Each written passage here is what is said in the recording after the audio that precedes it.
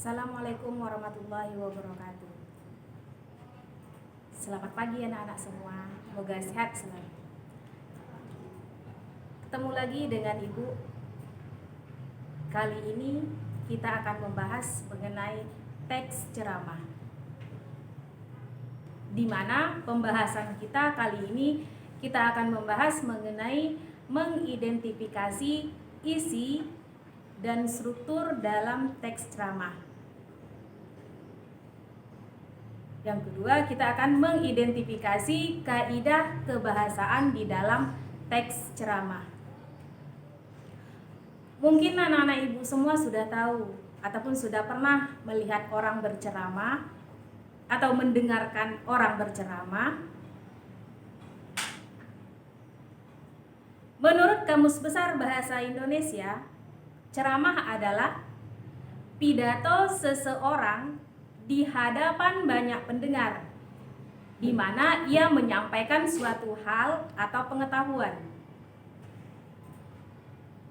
Ceramah bisa juga diartikan dengan suatu kegiatan berbicara yang dimana di situ menguraikan suatu objek tertentu atau pengetahuan di depan pendengar atau audiensi.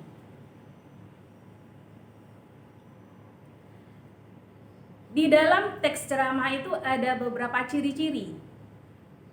Yang pertama, ceramah biasanya disampaikan oleh orang yang memiliki keahlian bidang tertentu. Yang kedua, di dalam ceramah menginformasikan sebuah topik yang dimana topik itu nanti akan memperluas pengetahuan si pendengar atau audiensi. 3. Ceramah itu harus memiliki tujuan yang jelas. 4. Ceramah harus bisa ataupun harus dapat menghidupkan suasana. Dan ciri yang kelima, di dalam ceramah itu ada komunikasi dua arah. Sekarang kita akan membahas tentang unsur-unsur dari ceramah. Apa saja sih unsur dalam sebuah ceramah? Nah, unsurnya yang pertama yaitu adanya si penceramah. Yang kedua, adanya pendengar atau audiensi. Yang ketiga, adanya media dari ceramah. Yang keempat, ada metode ceramah. Dan yang tidak kalah pentingnya, ada materi ceramah.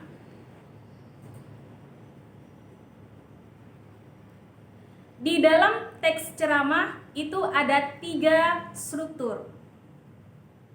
Struktur yang pertama yaitu pendahuluan yang disebut dengan tesis.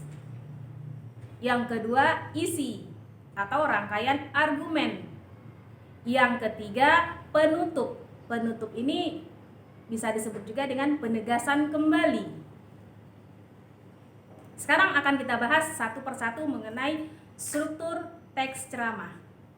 Yang pertama yaitu pendahuluan atau tesis. Isi dari pendahuluan ini dia berisikan tentang isu atau permasalahan atau pandangan dari si penceramah atau penulis. Yang kedua, ada isi ataupun di sini ada isi, di sini maksudnya ada pendapat ataupun argumen dari si penceramah. Yang ketiga yaitu penutup. Penutup ini yang tadi sudah di awal Ibu katakan penegasan kembali, di mana dia berisikan tentang kesimpulan atau rangkuman dari materi yang dibahas oleh si penceramah tersebut.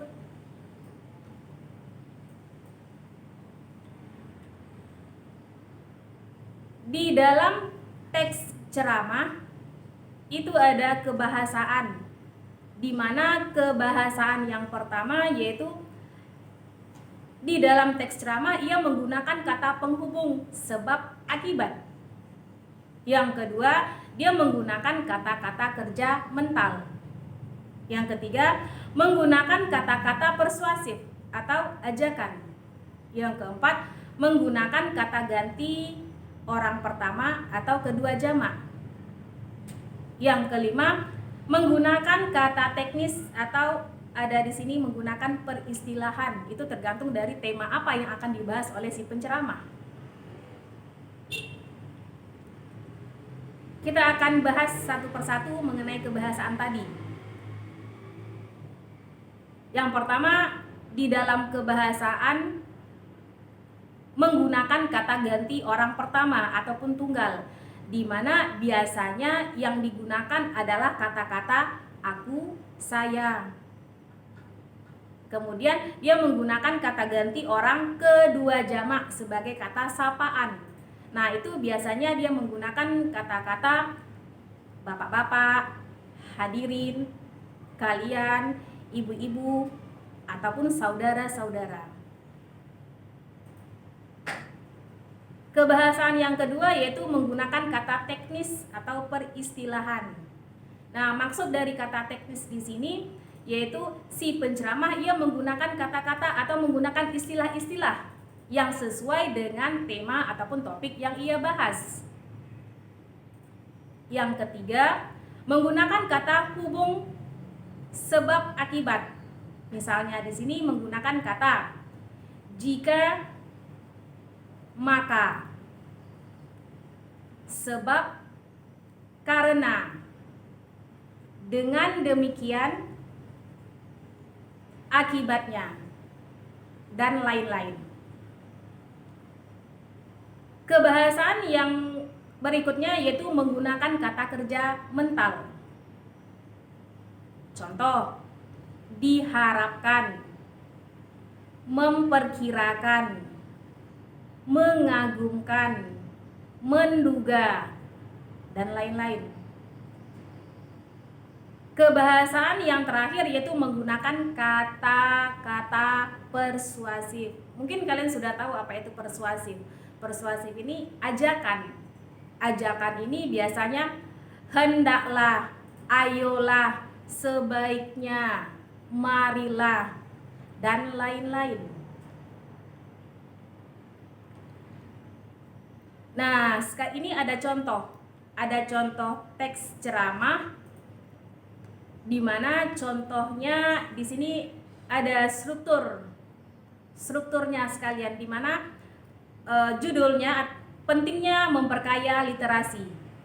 Dari contoh yang Ibu berikan ini, di situ sudah ada mana pembukaannya atau tesis. Di sini bisa kita lihat pembukaan dari contoh teks ceramah yang Ibu buat ini yaitu literasi merupakan salah satu modal utama yang harus ditingkatkan dalam menghadapi era revolusi 4.0 ini. Apabila Indonesia sedang dalam keadaan darurat literasi. Hal tersebut dibuktikan melalui penelitian PISA yang menempatkan Indonesia menjadi urutan ke-62 dalam minat membaca. Nah, yang Ibu bacakan tadi itu merupakan contoh dari pembukaan ataupun tesis dari struktur teks ceramah.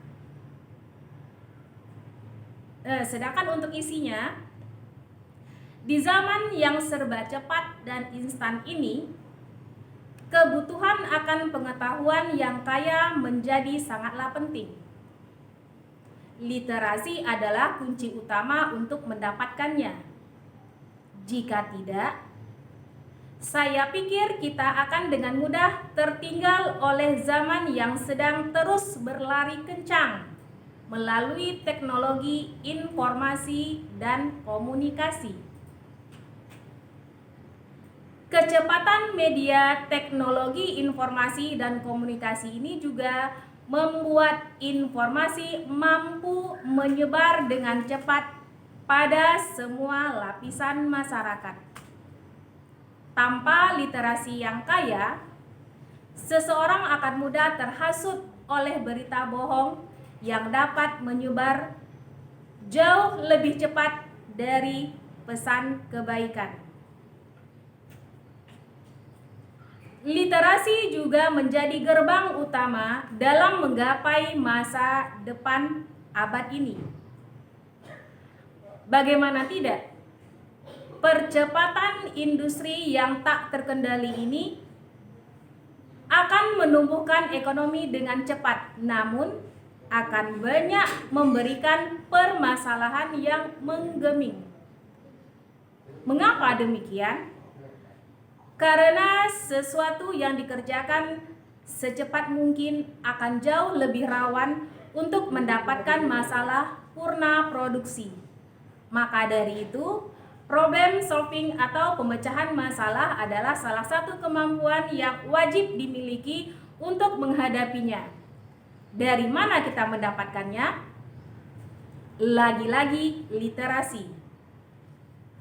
Nah, yang Ibu bacakan tadi itu merupakan contoh dari isi atau rangkaian argumen dalam sebuah struktur teks ceramah.